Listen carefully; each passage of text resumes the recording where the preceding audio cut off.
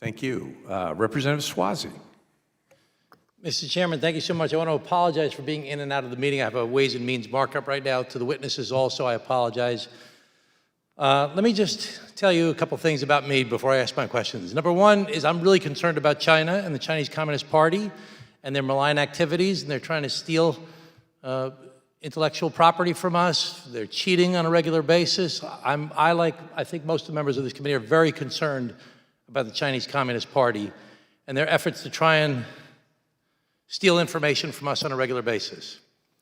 I'm also, in my district, am home to the Cold Spring Harbor Laboratories and the Feinstein Institute. I'm very close by to the Brookhaven National Labs.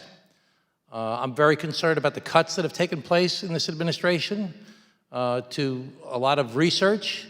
I'm concerned in learning in this hearing about the cuts that have been made to the security personnel in each of your different departments, as well as general research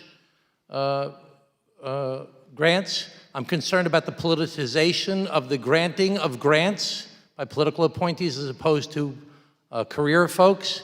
I'm also a first-generation American.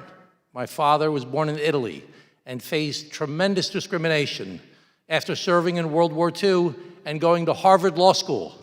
He couldn't get a job at a law firm because nobody liked the Italians after World War II because they had teamed up with the Germans during World War II, and he faced tremendous discrimination, went on to live a great American success story. So with all those things in mind, I want to ask a couple of questions.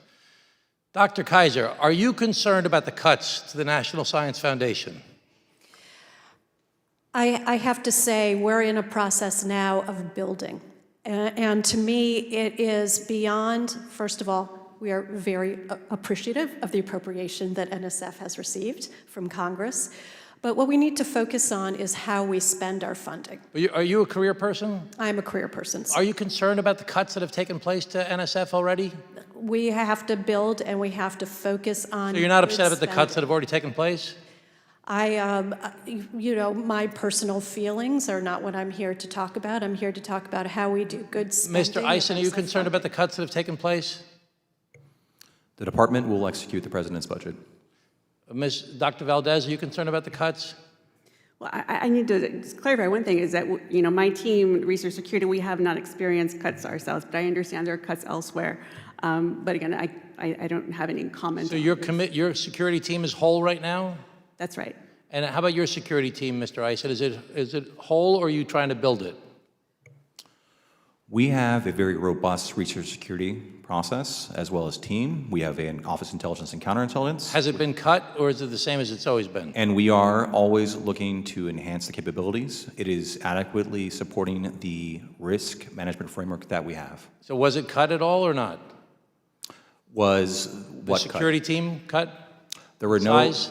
There were no cuts that I'm aware of. Same number of people it's been for the past, let's say, 3 or 4 years. I think that so yes, individuals have left that have worked in research security. Have they been replaced? I am not aware. I'll have to take that back for you. Okay, and Dr. Kaiser, I heard you speak earlier about how you had 10 people, you went down to 5, and you're going to try and hire more people back. Yes, sir. I'm concerned about the fact that Energy and NIH have not developed a policy yet also, as the chairman was pointing out earlier, regarding security policy and entities that have been identified already. And that's something that can't wait. I mean, that's like hair on fire. We got to get moving on this stuff. That's not like we're in discussions. There's got to be a goal set and a date set and say we're going to have a policy regarding this soon. And I know that you don't do that yourselves. You have to listen to higher ups. But I mean, we should be advocating, as I think the chairman is, that these policies be set up as quickly as possible. So we have to try and stop these malign influences from having access to our data. My concern is we have to balance that with, at the same time, that there are a lot of Chinese Americans or there are Chinese nationals that have come to school in America or researching in America that are very important to our institutions. And we can't allow the concern we have with the Chinese Communist Party to discriminate against people. We heard the balance between our security concerns and our civil rights concerns. That's a very tough thing to do. And it's important that we try to work together, Democrats and Republicans, professionals, career people, and political people, to find that balance. But that's why we need these policies to be developed and done so now.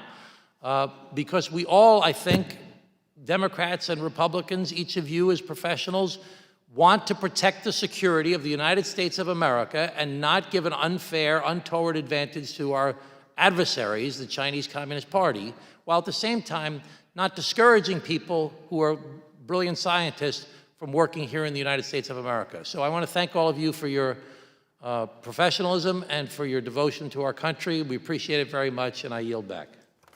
Thank you. Now we're going to have a second round for those who have additional questions, and I'd like to begin